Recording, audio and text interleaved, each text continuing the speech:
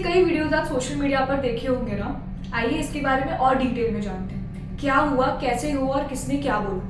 मेघ मेला में मौनी अमावस्या यानी कि 18 जनवरी को अथर्ववेद के शंकराचार्य जी नदी की ओर स्नान करने जा रहे थे। तभी ही पुलिस क्राउड कंट्रोल करने आई और उन्होंने शंकराचार्य जी से कहा कि आप अपनी पालकी से उतरकर चलते हुए नदी की ओर जाइए। उस बात पर शंकराचार्य जी ने मना कर दिया और वो वहाँ 1 से 1.5 घंटा खड़े थे।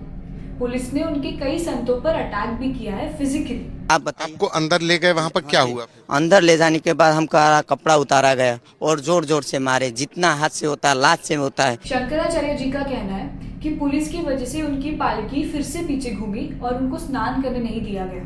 और फिर 20 जनवरी को प्रयागराज मेघ मेला एडमिनिस्ट्रेशन से शंकराचार्य जी को ऑफिशियल नोटिस आया कि आप जो शंकराचार्य टाइटल यूज कर रहे हो वो अभी भी सुप्रीम कोर्ट में जो मैटर है वो पेंडिंग है। तो फिर आप इसे पब्लिकली किस तरीके से और किस बेसिस पे यूज कर रहे हो, इसका आप 24 घंटे में हमको प्रूफ दो। जिसका रिप्लाई शंकराचार्य जी ने 8 पेजेस में दिया था। अभी आप सोच रहे होंगे कि एक ही साथ शंकराचार्य जी पर इतने सारे एलिगेशंस कैसे आ गए। लोगों का मानना है कि शंकराचार्य जी ने कई सारी चीजें गवर्नमेंट के अगेंस्ट बोली है, जैसे कि कुंभ मेला में जो स्टैम्पेड का इंसिडेंट हुआ था उन्होंने पूरा का पूरा इल्जाम यूपी गवर्नमेंट पे लगाया था। उन्होंने कहा था कि ये बहुत दुख की बात है और उन्होंने योगी आदित्यनाथ जो कि सीएम है वहां के, उनको रिजाइन करने को कह दिया था। हम तो कहते हैं कि ऐसे मुख्यमंत्री को कुंभ पर्व रहते रहते इस्तीफा दे देना चाहिए।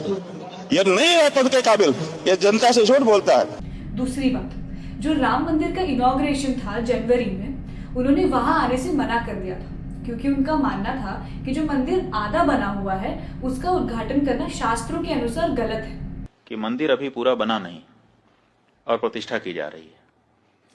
कोई ऐसी परिस्थिति नहीं है कि अपने को अचानक कर देना पड़े। ये हमको कहना ही पड़ेगा पूछे जाने पर कि ये ठीक नहीं है। अब यही हम कह रहे हैं तो हमको कहा जा रहा है कि ये लोग तो विरोधी हैं। तीसरी बात ये कि शंकराचार्य जी गौ हत्या के बिल्कुल खिलाफ थे, इसलिए उन्होंने ये भी कहा है कि बीजेपी को इसलिए सत्ता में लाया गया ताकि वो गौ हत्या को बंद करवा दे। कहाँ की ये गौ माता की रक्षा हो गई? 50,000 गाय इन्हीं के विधायक के अनुसार प्रतिदिन उत्तर प्रदेश में कट रही है। लेकिन आपको तो पता ही है कि रीसेंट रिपोर्ट्स के हिसाब से India 3rd largest beef exporter बन गया है। इसका भी उन्होंने बहुत खुल के विरोध किया था। अपोजिशन पार्टीज जैसे कि समाजवादी पार्टी, कांग्रेस पार्टी और कई दूसरी पार्टियों ने शंकराचार्य जी का सपोर्ट किया है। समाजवादी पार्टी के लीडर अखिलेश यादव जी ने तो ये भी कहा है कि शंकराचार्य जी को स्नान से रोकना सबसे बड़ा अधर्म है। मेरा इस पर एक सवाल उठता है कि बीजेपी अभी ही क्यों शंकराचार्य जी के अगेंस्ट हो रही है, जब प्राइम मिनिस्टर नरेंद्र मोदी खुद उनसे मिलने गए थे, उनके पैर भी पड़े थे। कुंभ मेले में भी उनको शंकराचार्य जी की टाइटल से ही बुलाया गया था।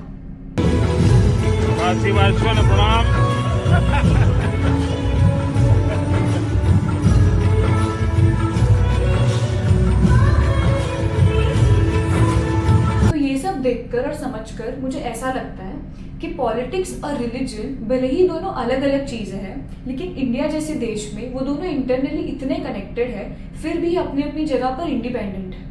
What do you think on this? Let us know in the comments.